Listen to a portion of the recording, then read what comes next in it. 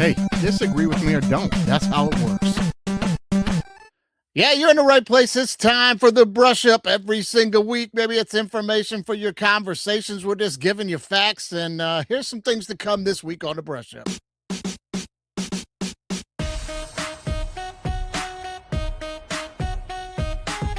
Do you remember Super Mario Brothers 2? Yeah. The weird one? All right, so the weird one. Yeah, I'm glad you said that. Yeah. And then there's the type that need their farewell tour. And LeBron James, the media whore, he'll need his farewell tour. And it's deserved. It's deserved. I'm not ragging on him. I mean, I have a theory for this week, and I really feel it's true as we talk about these stories, is like we are in the Biff timeline from Back to the Future. Operation Nothing But Bet. I mean, does it get any better than that? Yeah. Let's go. Let's go. That's probably the funnest part of that job. And this is really what it comes down to is like, is this, Mike, like the oh shit moment? You know what I'm saying? Like, if you do it responsibly, it could be a lot of fun. And just like drinking on an airplane, these assholes are ruining it. I'm like animal guy on this show. I got an animal thing every week. I love it. I think that's a great story. That is I love some animal shit. Right? Well, so this is how they do it. They got this little machine, Dunbar. Chimpanzees. Let's do they it. They show up smoking cigarettes. They show up smoking cigarettes and they deliver you a pizza. The old angry chimpanzees come to your house. What? Were you locked out of your computer? I was never locked out of my computer. And they're like, it's in your lawsuit. It's just hilarious, man. Yeah, baby. Let's do it. Horn intro. I love a horn intro, man.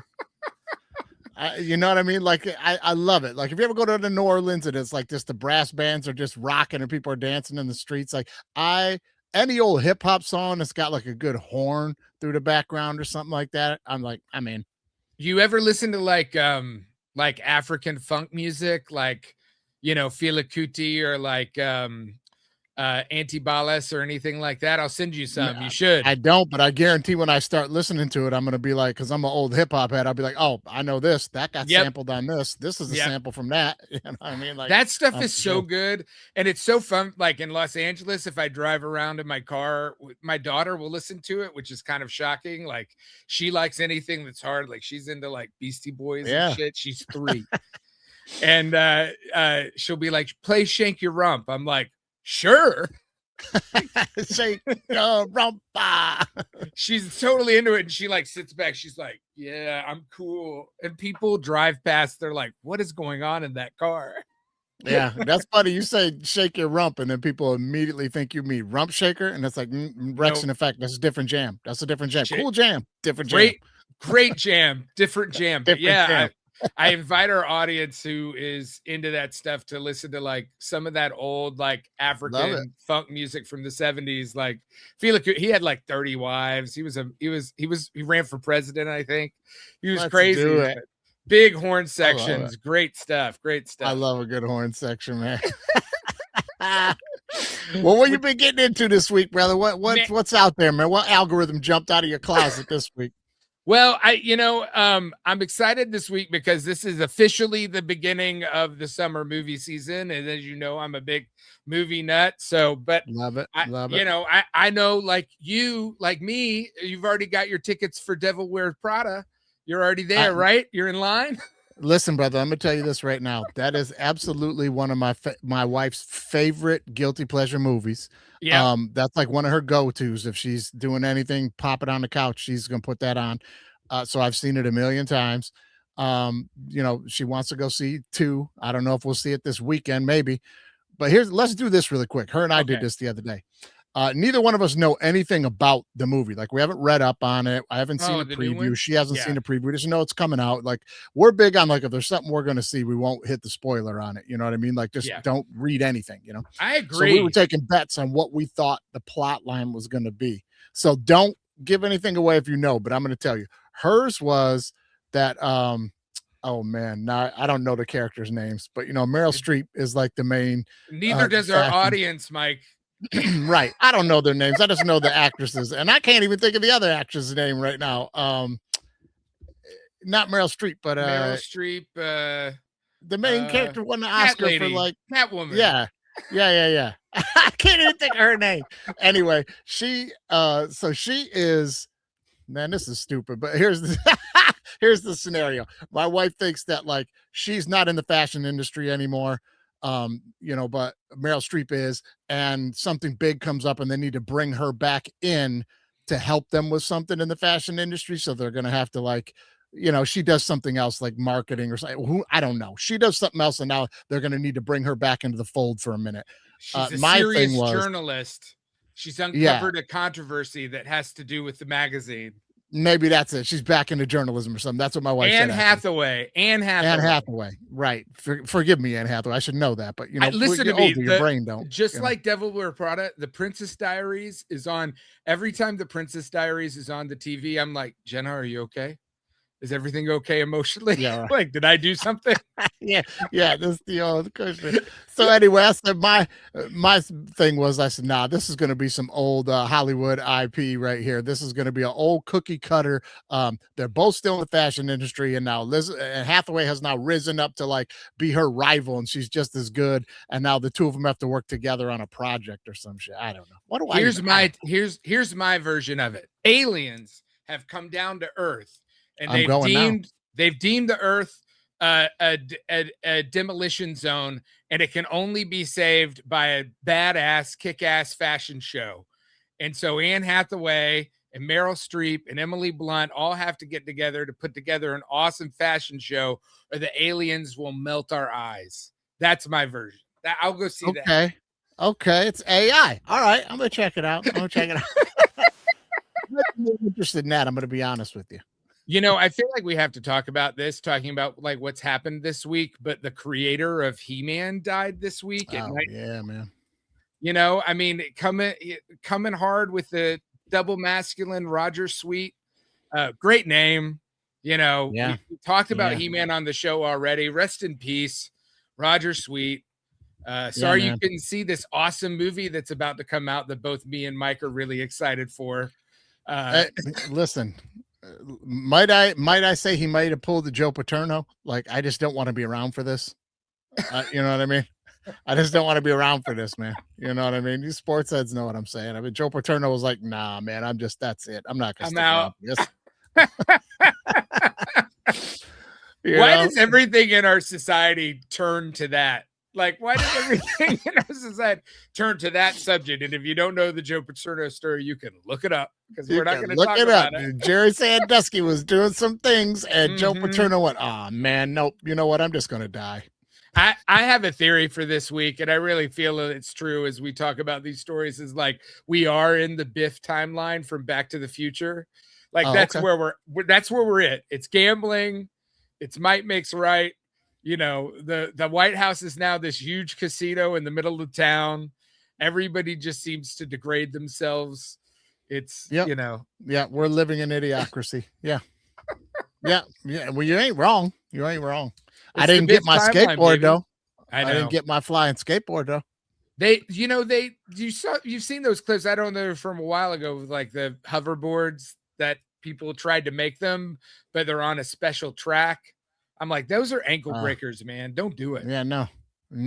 I don't even want to do the one over the water, the jet ski one. I don't even, where you go on the jets and the jet pack, but it's water.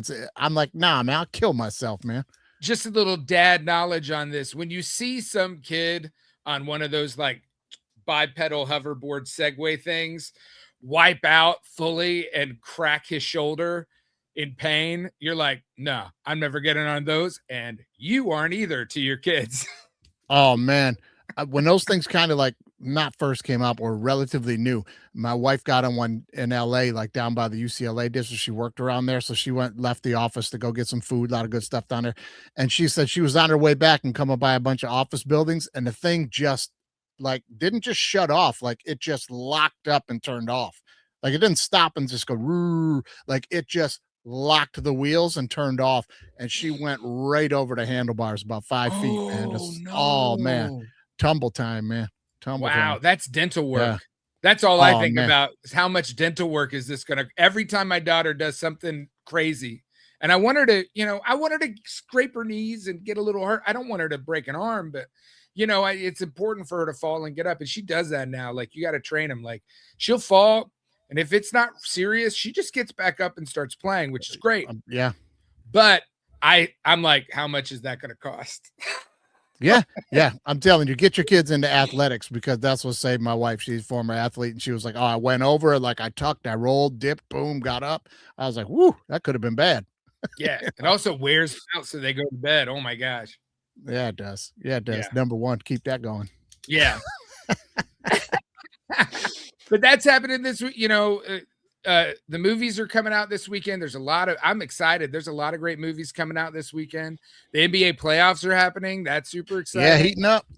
They're heating up, man. How do you feel about Detroit? By the time this comes out, is it?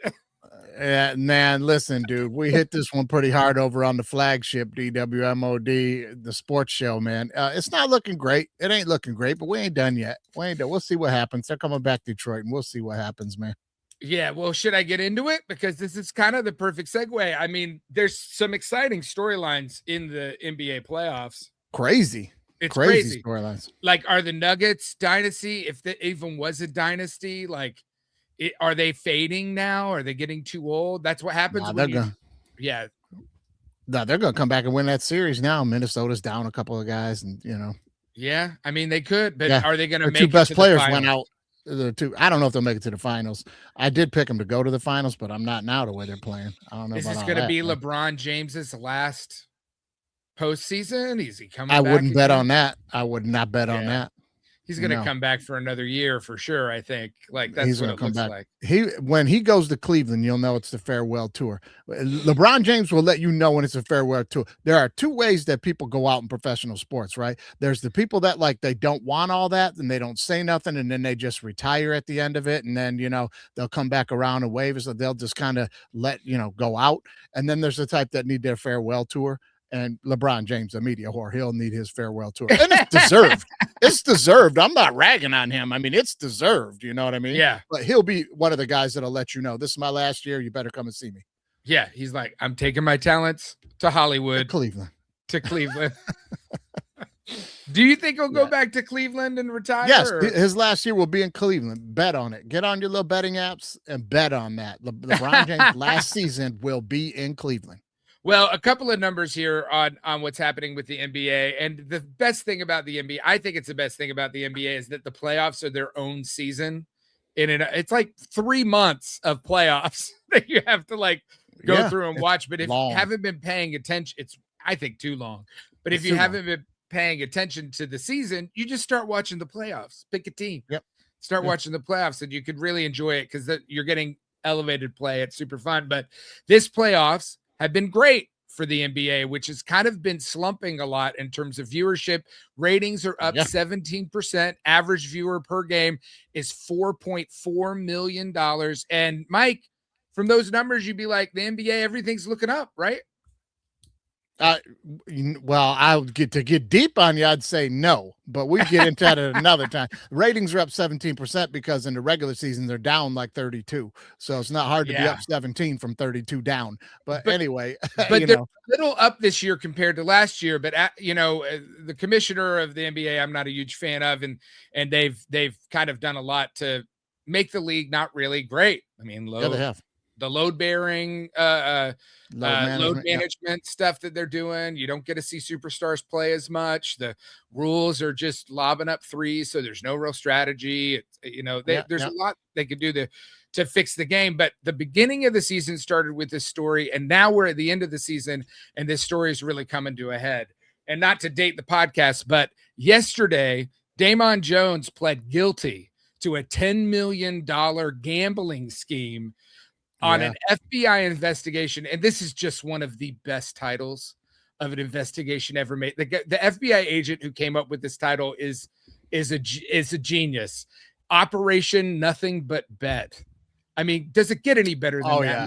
Let's go. Let's go. That's probably the funnest part of that job, is when you get to make up, the names of the shit. That is great. Right. That is a great name. But here's the deal. With all these you have all these betting markets, Kalshi, FanDuel, more of the betting. I'm not a gambler, so you know more of the betting markets than I do. Yeah. There's all of this opportunity. And in 2023, this betting scandal started to happen. It involves it's gross. You can go get into the details yourself because it's pretty involved, but it involves like mafia. It involves high stakes poker games with celebrities that are brought in, like celebrity basketball players who are brought in to be figureheads for these poker games where these people are getting scammed. It's unclear whether or not the celebrities knew that these people were getting scammed or not, but it involves Terry Rozier. Is that how you pronounce Rozier? his last? Yeah, Rozier. And your boy Chauncey Billups. Now hold up. Now is also involved. Is also now Chauncey involved. Billups. Now from okay, here's what I know. So some of this stuff that you were thinking we're talking about, if you heard some of this on the news and stuff, there was some where guys were like tipping off their buddies on to bet like I'm not going to play so many minutes tonight, or I won't get 10 rebounds tonight because I'm going to leave the game in the first quarter with a fake injury. Fake an injury, and these guys were making a bunch of money. But the bigger story here was some of the guys you're mentioning, the ex-players that like have faces and they're Hall of Famers and stuff. They were luring people they know from wealthy communities, because they now live in those communities, into these high-stake poker games that the mafia was putting on.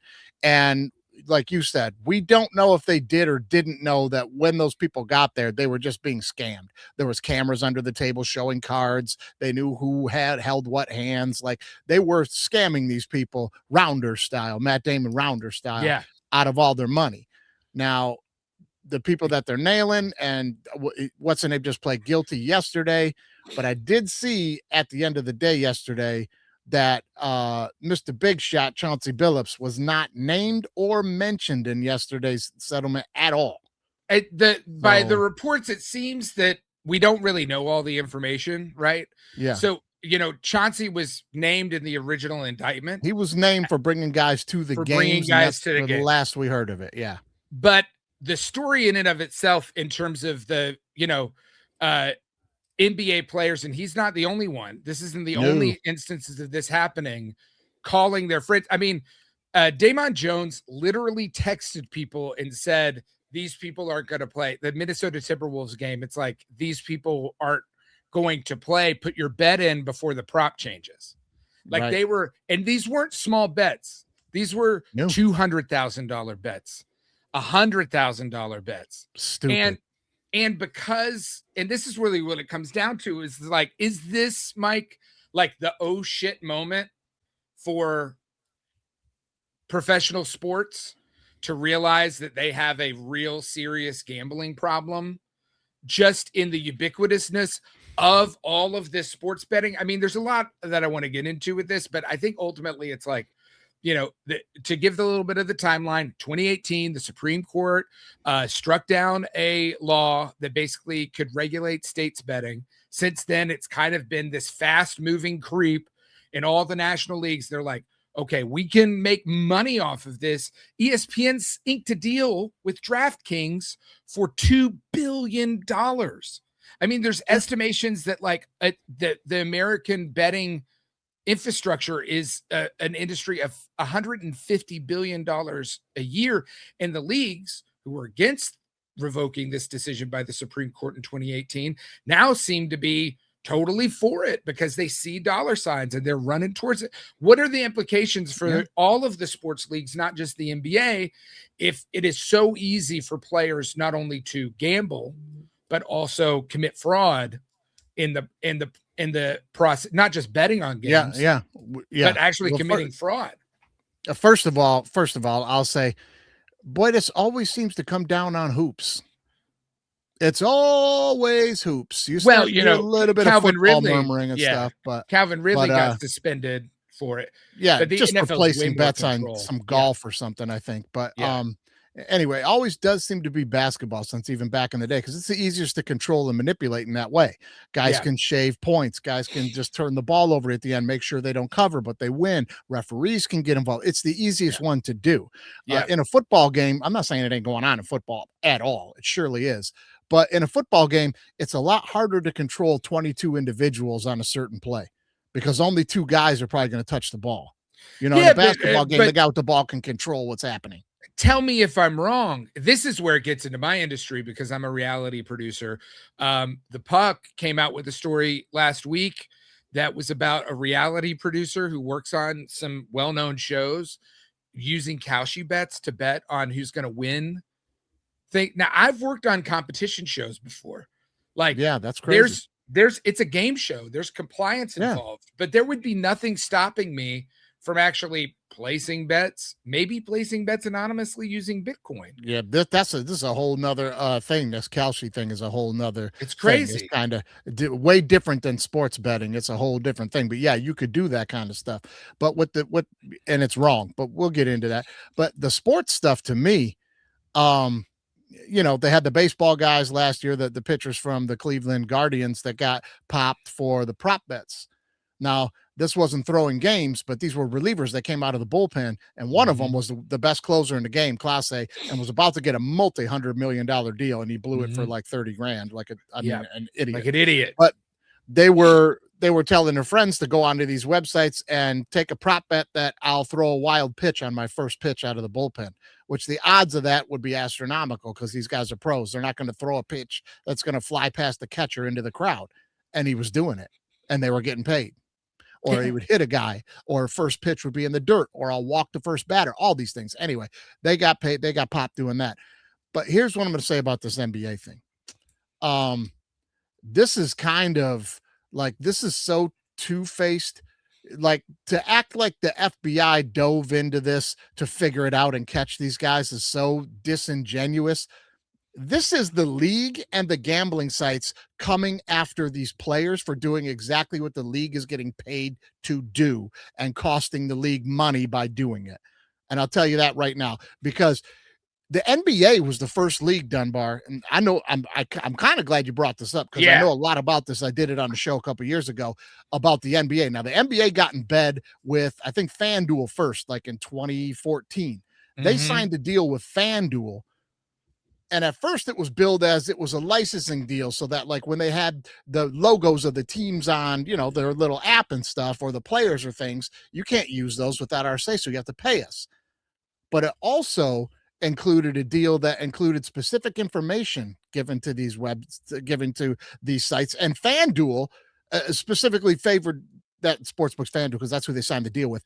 But FanDuel and the NBA got into business with each other, where the NBA had stakes in ownership of FanDuel, and they were getting the information first. So basically what that means was the information that FanDuel was getting before anybody else was insider information from the NBA about exactly what this guy just pled guilty to, telling them who's hurt, who's going to play, what the latest statistics are right now, like on who's hot, but who might not play. And if this guy's out, this guy's moving. It was all that kind of stuff. And the betting sites were getting it first to set the lines so that they could make the money. And now the players started doing it, and they're like, no. Only we get to make the money on this. You follow me? But either, I totally follow you. But like, this is where it gets into like old head territory. I remember when gambling on sports was like, Pete Rose is still not in the Hall of Fame as far as I know, right? Yeah, he's not. Right? So like, the fact that like, the leagues in and of themselves, I believe I read a study in like 2018 when they made this court ruling that it was like that the leagues themselves got together and kind of did an analysis, and they underestimated how much money the leagues themselves would make from the betting, about $4.5 billion. But there's no guardrails here. We live in a world now where it's just go after the money. Like, if there's money there, go after it. I think this is going to end up being very, very bad for these sports. This isn't the first investigation. This is the first investigation. This isn't the last. And there's going to be more and more things leaning towards the idea that there's fraud in the league. And the NBA is just kind of the canary in the coal mine on this, considering the fact that some of what's cost the NBA some of its credibility is the fact that, for years, they have been involved in corruption scandals, including refs, including players, and they've never been able to nip it in the bud. They have other scandals, including ownership, that are working around rules in terms of the salary cap. But they've created, it's like, it's not even just a question of like, can you put the wine back in the bottle after you've drunk it? Like, can you put the wine back in the bottle after you've had a severe alcohol problem? Because you've created an entire ecosystem now that includes the media companies, that includes the sports leagues, all of it, that they're making tons of money. The NBA is an official, like, they're an equity partner with FanDuel and with DraftKings. They're equity partner, Dunbar. So that means when these players, like the guy who just pled guilty, the ex-player, when these guys plead guilty to these crimes, when these guys leak this information and the public wins the bets on it, that costs the NBA money. Well, but it's when FanDuel's the only one that gets the information and the house wins all the bets, the more money that FanDuel and DraftKings make, the more money that the NBA makes. So that's what they're doing. But isn't that the definition? But that's the definition of corruption. Is it that, like 100%? I'm saying the focus should not be on these players and these guys that are tipping off the public. I think that there needs to be a congressional hearing on this, saying sports leagues are not allowed to be in business with any betting institutions, period. Well, a couple of things about this too, and this is something that really irks me, and I'm glad that we're having kind of a fiery conversation about this.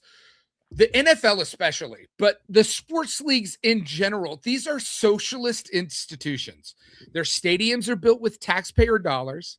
They get subsidized by taxpayer because if you're a mayor or a governor, you don't want to be the one who on your watch the Bears left for Indiana, which is a debate that's happening right now. You don't want to be the guy who has that. So like the sports leagues are holding these people hostage, and it's taxpayer dollars, like to the billions of dollars that are going to pay for these new stadiums and all this stuff. But here are numbers that like are really kind of, when I took a deep dive into this, that really kind of blew me away, which is like on the industry scale is massive. The American Gambling Association reported that sportsbooks posting $13.7 billion just in revenue in 2024. Again, I said this number already, $150 billion in sports, in bets in the year. But we also have this proliferation with young men. The young men are more inclined to be, I forget where the statistics are exactly, but it's like 33% of young men between the ages of 18 and 30 make prop bets. 28% of those men, somewhere around that number, and don't quote me on that because I'm ballparking here, have a gambling problem. And 41% of those men are on the poverty line. So you have this terrible recipe where it's a niche audience for men. You have access to them through sports. We talked about all the downward pressure that's happening in the economy now, where people can't get a leg up, and they're like, oh, well, I'll do these prop bets and get ahead. But you're just sucking wealth away from your fan base. It's new age crack. They're always going to find a new product to take money from poor folks. You know what I'm saying? And this one's real dangerous because it has the dangling carrot of you can get rich doing it. This could be your way out. This is a lotto ticket. It's the Biff timeline, baby. It's the Biff timeline. It's happening. No. I just am pissed that I don't have my flying car and hoverboard. Yeah, that's what I should have gotten. I don't think we're ever getting those. But listen, I must say disclaimer here, because we do a gambling show here on DWMOD. Oh yeah. No, if FanDuel wants to give us their money, we're good. Yeah, but we don't get any money from any sponsors for that. And our thing is responsible gambling. We give out $5 bets. We'll make a couple $5 bets here and there through the course of the weekend. And if you hit on a couple of them, that's fun. If you lose $50 or something over the weekend, that's entertainment. That's cheaper than going to a movie. You know what I'm saying? Like, if you do it responsibly, it could be a lot of fun. And just like drinking on an airplane, these assholes are ruining it. Well, that's my point. It's not the betting. I don't have a problem with the Supreme Court ruling on the betting side of it. Right. It's the blurring of the lines, not only between the leagues and gambling, which I think is really problematic. It's ridiculous. The types of bettings that are allowed. Like, it's crazy the amount of prop bets you can do on couch. You have politicians betting on whether or not they're going to pass legislation, or this Minnesota senator bet on himself to win an election. It's like, ridiculous, man. It's ridiculous. So it needs to be regulated. It needs to be regulated. It's going to hurt the leagues. It's like anything, though, man. Anything that is profitable will not be regulated. It just won't. Yeah, right? I mean, name something in this country that's extremely profitable that the government has stepped in and regulated in your lifetime. And we're like, we need to cut back on this. Here's some rules. Come on, man. I don't know, man. There's a pipe. That's a pipe dream, man. That's a pipe dream, man. Yeah. Let's move on to something lighter. Let's move on to Okay. something lighter. Sorry, But it we is got messed into up, it though. man. I don't mind We it. I did. mean, No, I no. don't mind it. I don't mind it. No, it's a great topic. It's a great topic, and it's just absurd that sports leagues should be able to profit off of any type of gambling on their product. That's the most simple person with a 60 IQ can understand that that's a conflict. Well, it's like Sports Center is now a gambling show. Like Yeah. fast forwarding through the prop bets just because I'm Yeah. not a gambler. I don't gamble. I don't do that stuff. So like it doesn't do anything for me. So like I'm just fat. I'm like, hey, can you guys talk about the game? Yeah. Oh, and I'm telling you, if you're dialed in and you know what you're watching, you can see the subtle ways that they're trying to influence people on betting over the weekend. It's started to affect the journalism. They're not even telling you, like, they'll be slipping things into the story like, boy, I don't know if so-and-so might not be ready to go this weekend. You're like, what now? Yeah. You know what I mean? It's like, too tempting. It's too accessible.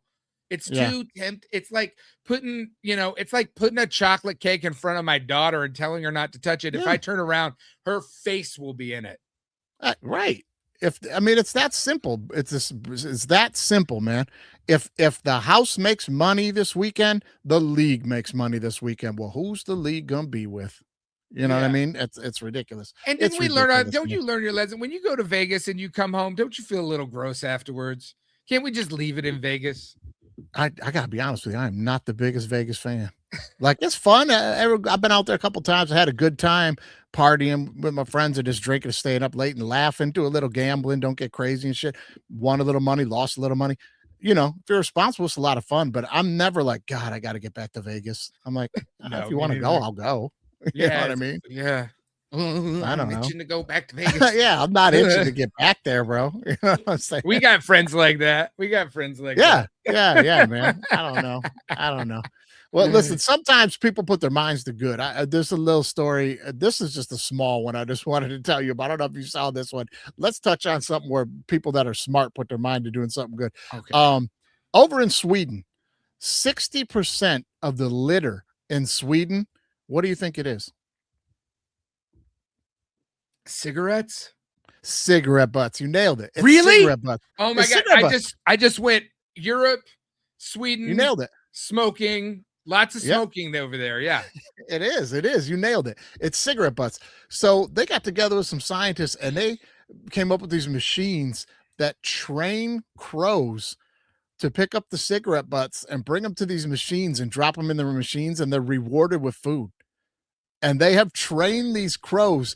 Dunbar, Lou, you got to slide on That is that. an There we incredible go. story. Yeah, there's a little machine here. The crows drop it in there, and then food comes out the bottom, and they get to eat.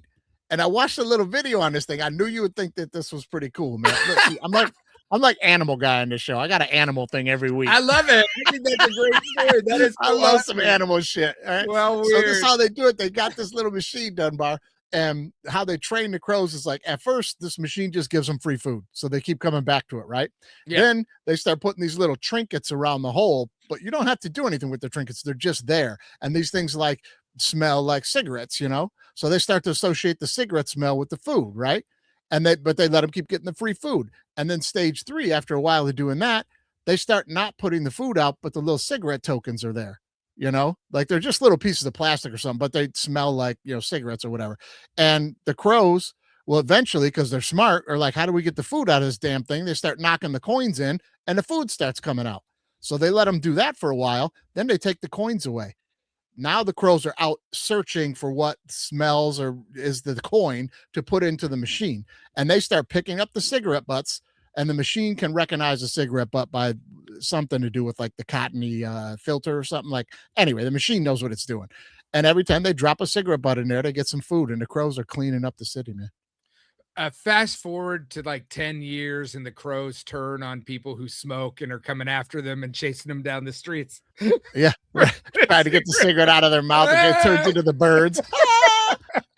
It's the birds and shit. Why can't Hitchcock. why can't we do this technology? I told you it didn't happen in America. Like technology You know? that makes you addicted to your phone. Yeah, right. I mean, I just what a that's great an idea. awesome story, man. Yeah, it's great. What could we teach like crows to do in the United States that would be, can we get rid of those delivery robots and just teach crows to deliver people's Oh food? man, you Come on, probably could. You probably right? could. If it's small enough, you get a couple Yeah. of crows to deliver a pizza, maybe Yeah, 3 or 4. I don't know if I want crows delivering pizza to my Chimpanzees. Let's do They it. show up smoking cigarettes. They show up smoking cigarettes and they deliver you a Bunch of pizza. old angry chimpanzees come to your house, Yeah, bang on your that's door hilarious. demanding a tip. Anyway, man, I thought that was funny, man. Do you have those robots in Atlanta?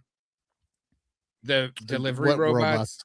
You don't have No. you don't know Probably downtown. I've seen them on the sidewalks downtown. Yeah, but not they've invaded our neighborhood in the last few months. It's just in the last few months. I'm like walking my dog at night and I'm like, what the fuck is behind? And Does it's it one get of off those, the sidewalk? No, it just gets stuck and it's in your way. It just stops so you can go around it. Oh my God. Sometimes they're just like totally stopped. I just want to kick them over, but I feel like Everyone, when you see one of those, you should tip it over because that's a human being that's not making money now. That's less money in the economy. That's a problem. That's a problem. Kick that fucker over. I'm just like, what? How is this better? Like, how is this better than just have? I mean, I guess, if you have some guy who, some weirdo coming to your door, if you're a woman, maybe you don't want some weird guy coming to your door or something like that. I could get that. But like, you got to leave. Buy any of that. You got to leave your house. I'd rather somebody leave it at my door when my door is locked and then be able to open my door and get it than have to walk out of my house to go get food out of a robot trash can. This is another thing too, man. We've been getting food delivered for how many years? And now all of a sudden we're all terrified whoever delivers the food's trying to rape you or something, man. Well, be careful, but that's fear mongering so that they can have the free labor. So that we all clamor for the robots. No, I don't disagree. I don't disagree. Yeah. I another part of this story. I don't know if this was the case in Detroit, but in Chicago always kind of humored me a little bit. It's snow in December, right? You get that first big snow. It wouldn't really melt until end of April or mid-April. Yeah. And then it all melts. And then all of this petrified cigarette butts from the whole winter just like are all over the street. It's so gross. Yeah. It's like if you had a backyard and a dog, and then at the end of the winter, you got to go out there and you're like, it's a lot of turd back here, bro. It's a lot of dog shit. Anybody that grew up in the city with a backyard and a dog, man, you knew when the snow melted, you were getting the shovel out. You were like, God dang it. Especially for your youngest sibling. Rough. Terrible, anyway, I'm terrible. for crows. I'm for the crows. I'm pro. Yeah, I believe pro it. Robot. I believe it. I want one of those robots. I'll just put it out here and teach it how to pick up litter. They should. I mean, this is a great idea. They should start implementing this everywhere, like fast food wrappers in America, probably cheeseburger wrappers or some shit like that, But listen, I got another one for you talking about growing up, talking about being a kid. Great. Now, when you were a kid, were you a big Nintendo kid or were you more Sega Genesis or what? I blew that cartridge, man. I was a big Nintendo kid. I was like, right. We all were. Yeah. Nintendo nerd, man. I love Nintendo. So I read an interesting story this week that I had never, ever knew about that blew my mind. This was crazy. Do you remember Super Mario Brothers 2? Yeah. The weird one? All right. So the weird one. Yeah. I'm glad you said that because this was the game we all waited for. Y'all got your first Nintendo and you had the little Mario. Yep. This was the one we were waiting for, part 2. And when it came out and we all played it, if you remember, like it was completely different. The controls were different. The gameplay was all over the place. He's sliding around. Yeah, you could pick from any of the 4 characters. You finally got the B Luigi or the princess. Whatever you could play with them, and they had different. But the whole game was different. You didn't jump on turtles to kill them. You had to pick up vegetables out of the ground and throw them at the bad guys. You didn't get mushrooms to get bigger or small. Right? You had hearts for power. It was just all. Yeah. It was completely different. Like, not only with the hearts, but there was other stuff that like you had to get little magic potions to open certain doors and things like it. The game was just like it was a brand new world. It was all different. They'd never done that with a video game before. So anyway, that was Super Mario Brothers 2, and we were all waiting for that to come out. Now here was the cover art there, Louis. There you go. Nice little Shy cover Guys, all that stuff. All that different stuff on here. Now you found a commercial too. Okay, Louis found a commercial for the game. So everything we're describing here about how different it is in this old retro commercial. Watch this. Super Mario is back. He's blasting through worlds where no one has ever been. He's taking on enemies no one else dares. This time Mario plops up power wherever he goes, so he's bigger and badder than ever before. You've never seen creatures like these. You've never had an adventure like this. It's everything you've dreamed of and worlds more. It's Super Mario 2, only from Nintendo. Now you're playing with power. Can we address the fact that that guy kept saying Mario? Why did he keep saying Super Mario? Mario's been in worlds where Mario's never been. What was he? What was that? Sorry, Mike. Sorry, Mike. Can we take that again? Can you say Mario? It's Mario. Can you do Mario, please? Go. You know where that came from, Dunbar. They had a little focus group back in the 80s, and they're like, well, he's a New York plumber, right? So that's how they talk, right? He says, oh, it's Mario. Hey, Mario. And you know the guy got the note to say Mario. They didn't just let him keep saying Mario and didn't correct him. They told him to say it that way, right? You're in production. Yeah. They maybe. Why? I don't know, dude. Listen, I'm telling you, you end up as somebody who like watches a lot of footage and gets a lot of stuff in. Every once in a while, you're like, they just mispronounced that person's name that entire interview. How did that happen? But if I don't know, man, but that's a live thing. You know, they're telling this guy. They could have been like, oh, yo, Doug, it's Mario. You're saying Mario. They told him to say it's Mario. Mario. That's how they talk in the Bronx. I'll do it again. Wait, did I say Mario again? Did I say Mario again? Okay, I'll try it again. It's super. It's Mario, right? It's Mario. Okay, ready? I'll do it again. Super Mario. Yeah, he just wouldn't do it. He just wouldn't do it.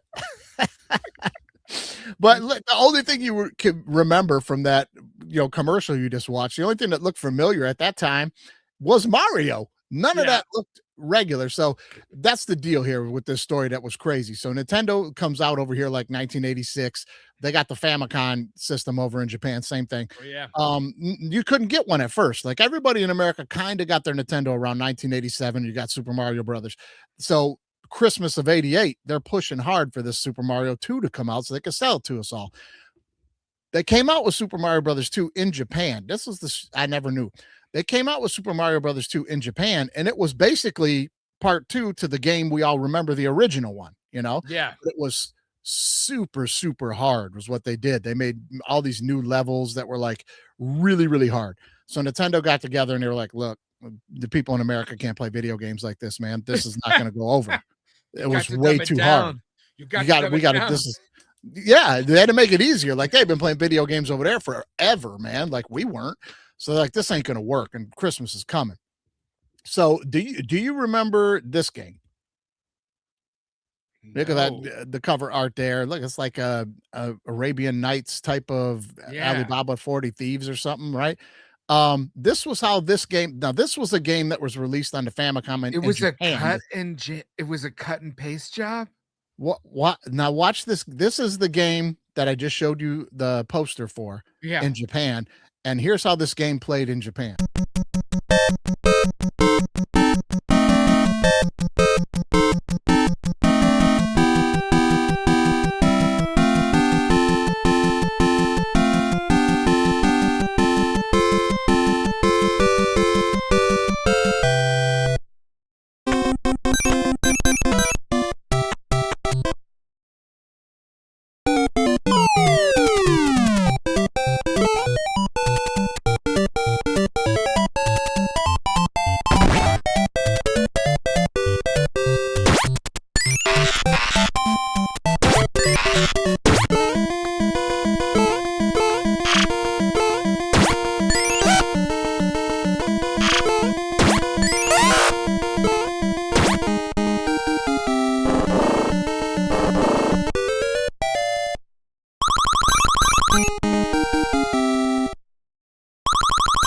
All right, so that was, and you got Birdo at the end there, right? Like that's Mario 2, bro.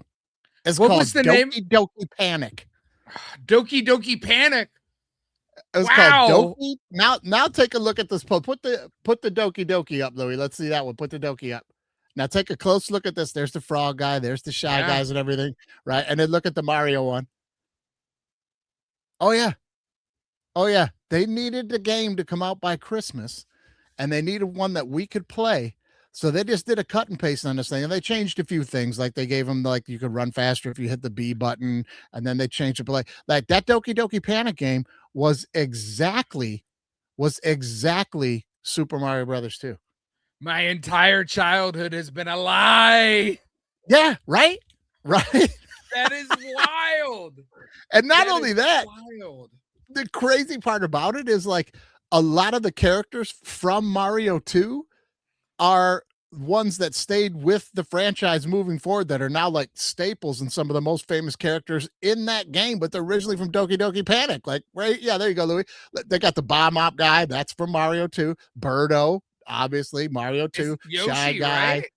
It's the Spigots, the Shy Guy, Mario Kart, all that was taken from Doki Doki Panic, and they just cut and paste. The whole game was the same game. Isn't Yoshi Mario 2? Isn't that where they introduced Yoshi? No, Yoshi came out after that came out after Mario 3. Like Yoshi was maybe they were just like, we gotta tie in Doki Doki Panic back into the Mario. We gotta make dinosaurs work. Have you seen the new Mario movie? No, the Galaxy. No, you don't have kids. You would never see it. It is like a kaleidoscope. I don't even know if it's a movie. It is just, they shoved every single character into the thing. It's actually quite remarkable how enjoyable it is to watch, considering that the plot is like, wait, what's happening? Nonstop. I was like, wait, they're here now? What's going on? Anyway, that's not a review. They literally have a moment where like, sounded like a review. Well, it's my kid. It is kid crack. It is kid. Right. My kid loved it. But anyway, they have Yoshi in there, and it's like, why is Yoshi here? Like, what is going on? And that's how I feel about that game. It's like when you played it initially, you're like, okay, what's happening? I played Mario until my thumbs bled. Hell yeah. Like I played it all night. Like my parents would come in the room and I'd just be like, yeah, just like, yeah. I'm like, you would play it all night. You would play it all night. And then when this one came out, especially, you were like, you couldn't wait to get it. You couldn't get a copy of it. It was sold out forever. It was the #1 selling video game in America for like 14 months. Anyway, it was top selling ever, the whole thing. But don't you remember playing it though and being like, what the hell is this? But by the end of it, you loved it. You were like, this is great. Wow. You know what I mean? Listen, let's do this game. So what are your top, out of the original Mario games, what are your top ones? What are they? Not including Mario Kart or Super Smash Brothers or any of those, like just the core Mario games. What's your ranking? What's your top 3? I got to tell you, I loved this one. Really? I loved this one. And then Mario 3, obviously, when you got the raccoon tail and they added a whole bunch of stuff. Mario 3 was awesome. But this one, I always loved it. I was like, it was different. But here's why. I always thought it was so cool that they weren't scared to do something different and just use the characters and make a whole different thing and then go back to the other way for the next one. I thought that was a brilliant idea. I didn't know it was this, right? I didn't know it was this, Your man. whole life has been informed. All of your risk-taking has been informed by this game. All of your creative risk-taking has been informed. And now how do you feel, Mike? Is it really, is it fracturing your identity a little bit? I don't know, man. It isn't. It was kind of a good lesson. When I went down this rabbit hole, they were like, the creators over in Japan, this Doki Doki Panic was like a huge thing in Japan. Like it had taken over Japan. They had this whole dream world, what do you call, like a Comic-Con thing. It was like called Dream World. All the characters from this game were in it. So they built a game around that whole phenomenon that was dominating Japan. And it was a huge hit. And the same guys that developed Zelda did this one. So you could see the play was great. Everything was really good with it. So I don't know. I'm like, well, maybe sometimes when I'm hitting the wall, I need to look back, find some other shit that worked, Yeah. Right. I want the Doki Doki Panic IP to infiltrate the United States. Did they make any sequels to this? Do you know? I don't know if they made a sequel in Japan, but I do know that Super Mario Brothers 2 did so well in the United States that the following year in Japan, they released it in Japan as Super Mario Brothers USA. And it was just Doki Doki Panic with the Mario characters. And they were just like, oh, this is so dumb. Loved it. No, they loved it. Oh, they loved it. They were like, Mario's the shit. Wow. That probably killed Doki Doki Panic. It probably killed Doki Doki Panic. Like what could have been for Doki Doki Panic? What could have been? I don't know, man, but that blew my mind when I saw that. I was like, the same face you had a minute ago when I stopped that video, and you were like, "What?" It's very hard to surprise me. It's very hard to surprise me nowadays. But man, oh man, that's a good one. I don't know how to segue into my next story. Just do it, man. Just move on.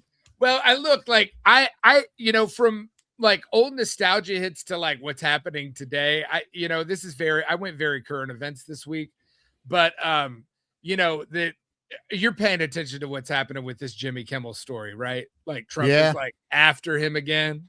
Yeah. And I don't want to get into the context of it because it's really bad, like we don't condone violence on the brush up at all. Like what happened over the weekend just to give the story is like what happened over the weekend is, there was a shooter at the White House Correspondents' Dinner. It was the first one Trump had ever done. Okay, yes. I mean, hey, that's what people are saying. I'm just reporting the news here. That's what people are saying. I'm just asking questions. I'm just asking questions. I just asking questions, man. Nobody was hurt, thankfully, except I think a Secret Service officer might have gotten shot, but not, it wasn't serious. Bulletproof vest. He's fine. Yeah. He's fine. Yeah.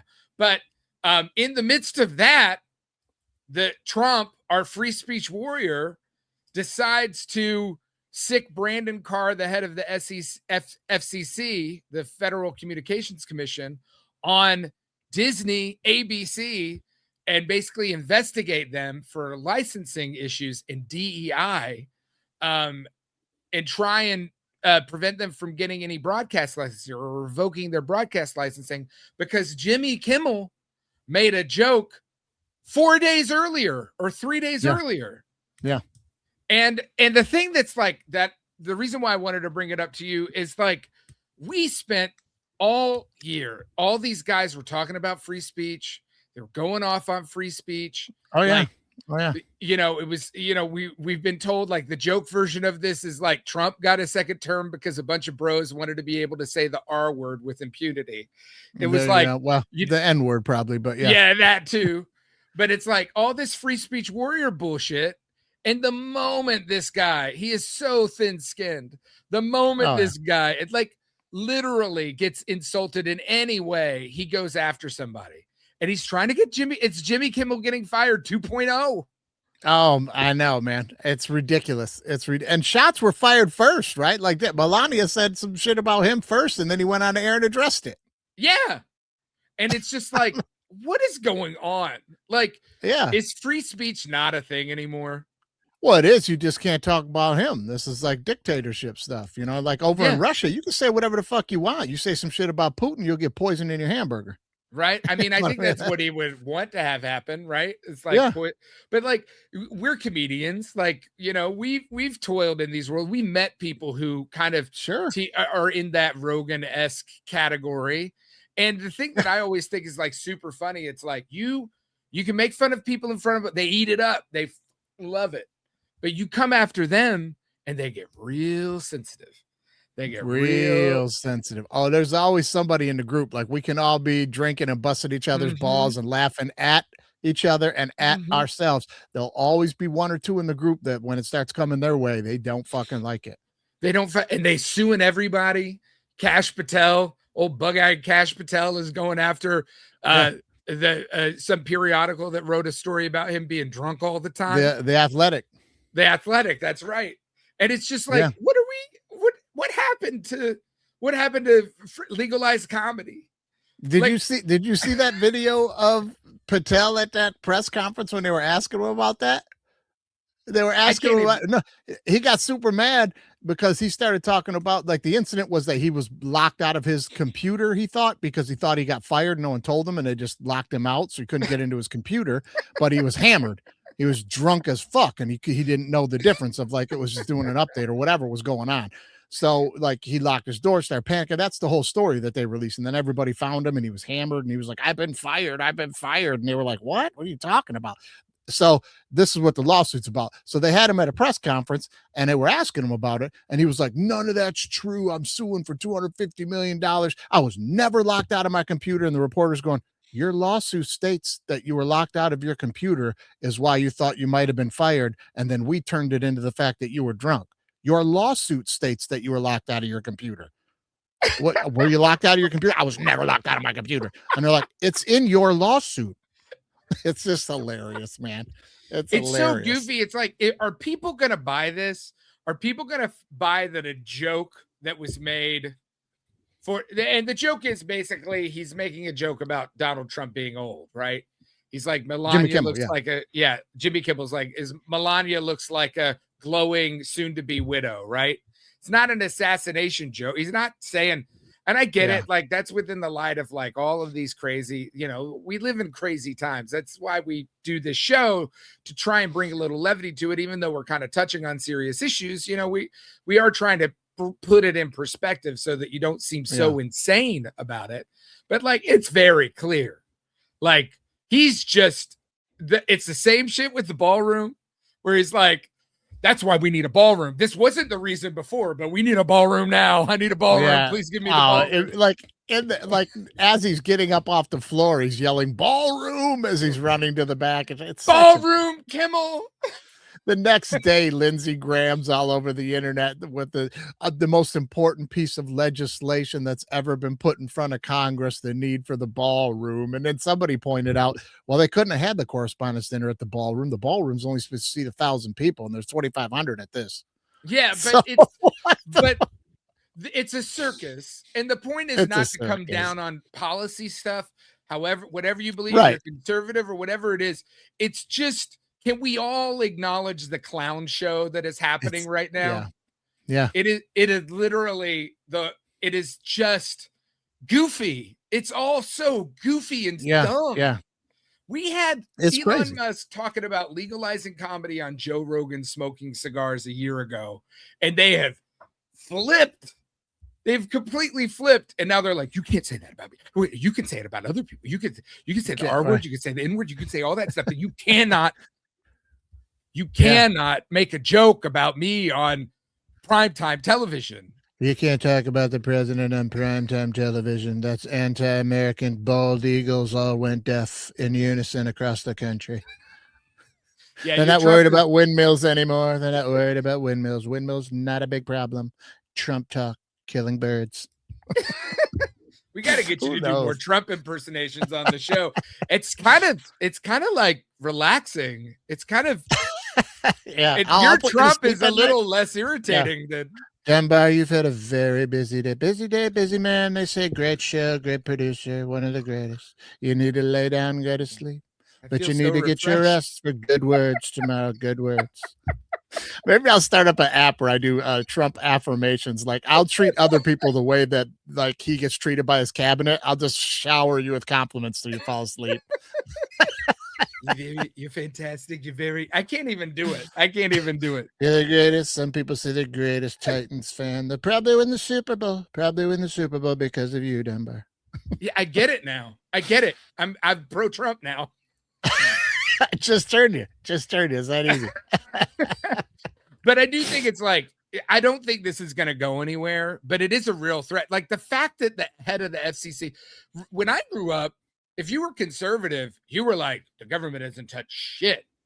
And now it is, the government doesn't touch the shit that all my billionaire friends don't want them to touch, but they're going to come after you. Yeah. And like, not to loop it back to other stories. Like James Dolan had a meeting with Trump about Union Station in New York City the other day. Like, what deal are they going to strike? I mean, I know it's up in the air. Like, this is a whole thing about Madison Square Garden and revitalizing Union Station, which doesn't make any sense. Like, it's the same as the ballroom. It's like, why? Yeah. Like, people can't afford. We don't have hospitals in rural America, but we're going to build a $300 million ballroom. Yeah. Okay. And we want the taxpayers to pay for it. Yeah, taxpayers are going to pay for a revitalization of Union Station with James Dolan's surveillance system. Is that what we're going to get out of this?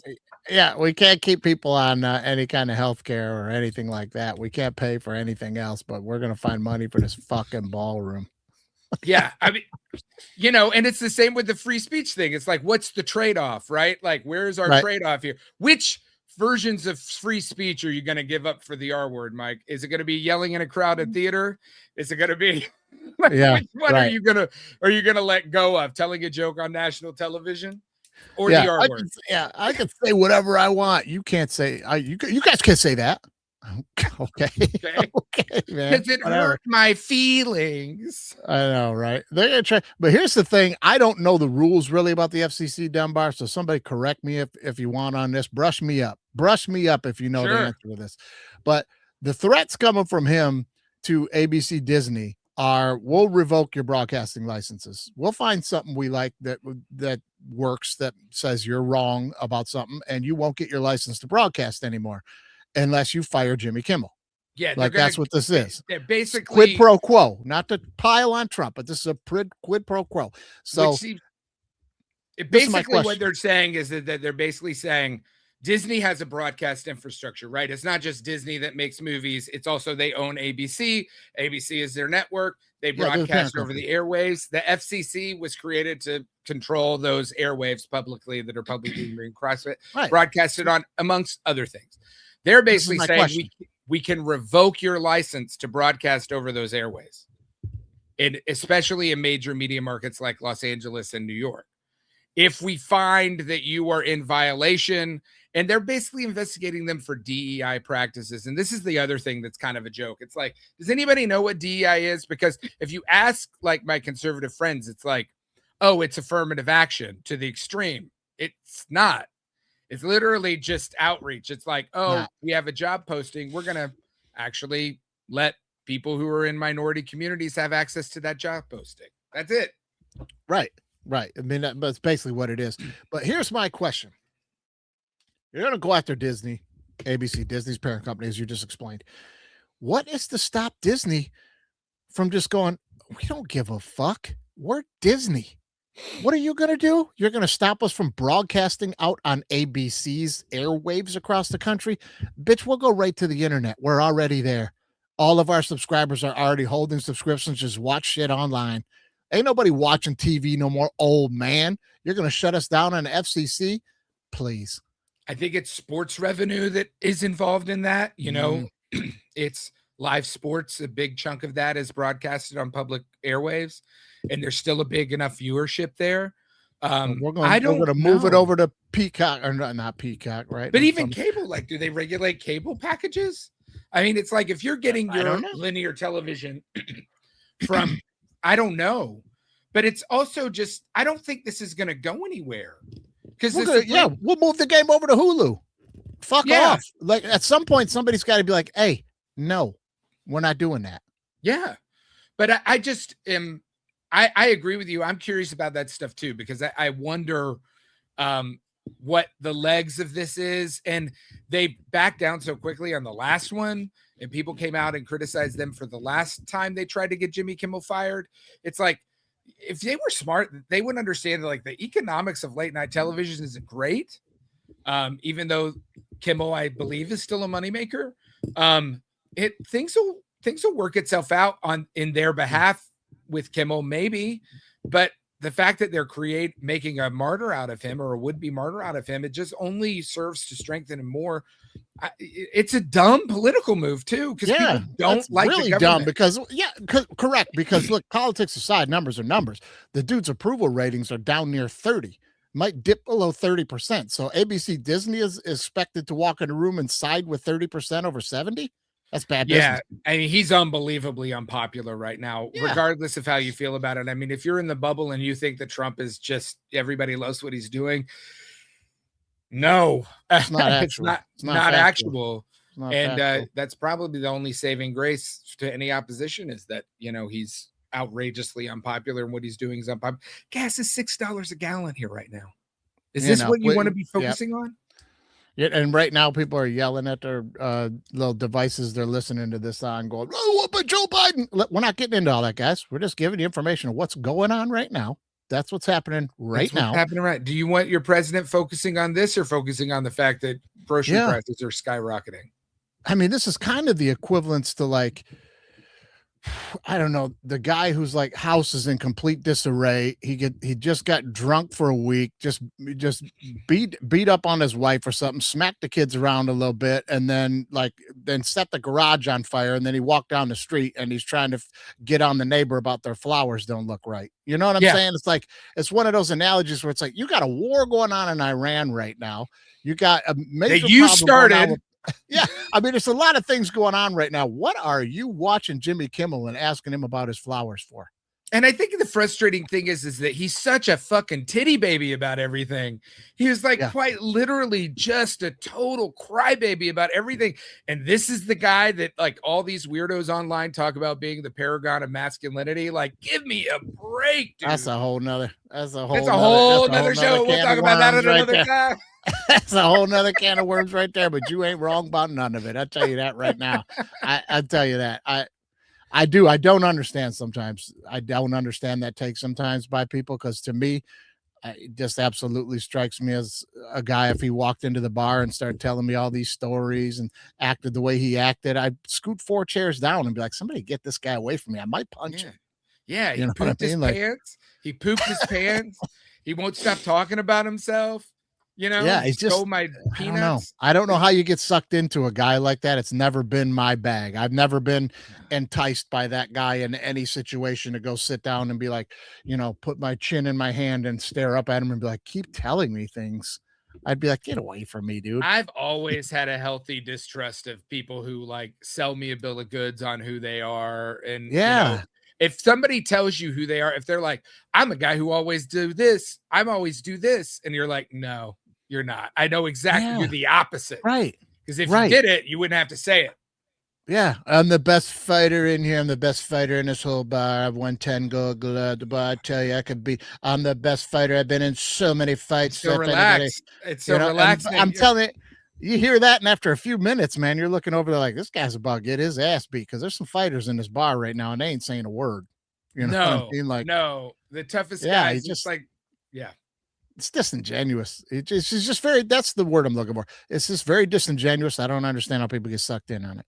Politics aside, policies aside, whether you like tariffs or you understand they're ridiculously stupid, it doesn't matter. You know what I mean? I'm just saying, it just strikes me as disingenuous. But it's in for a penny, and we know we have to wrap this up, but it's in for a penny and for a pound. It's like you agree, you're like, okay, well, that Trump guy's okay. And then he doubles down on something against people you hate. And he's like, well, he's doing that thing. Okay, I like it, but I don't like the way he's talking about it. And then you keep doubling down until you have to be in the cult.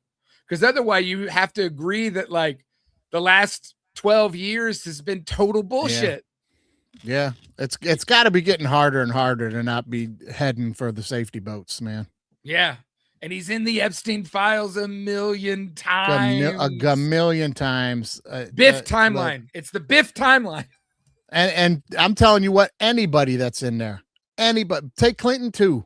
Lock them up, bro. Yes. I'm not playing sides on any of that.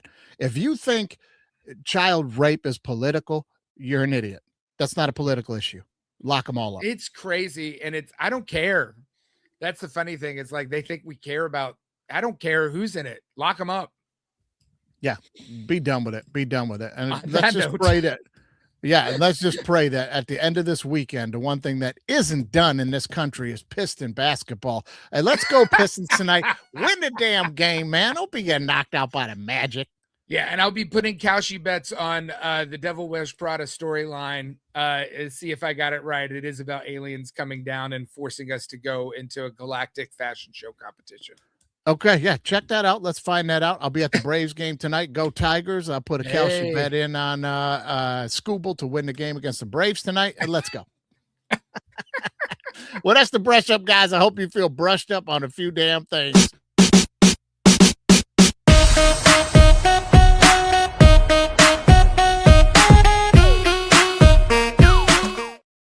Boom, boom, boom, boom, boom. I love the horns, man. I like the show, man. I think it's fun. I have a good time doing it. I'm glad you approved. Louis, he likes it. He likes it. I told you he liked it. Louis was very worried that you didn't like the show. Nobody likes the show.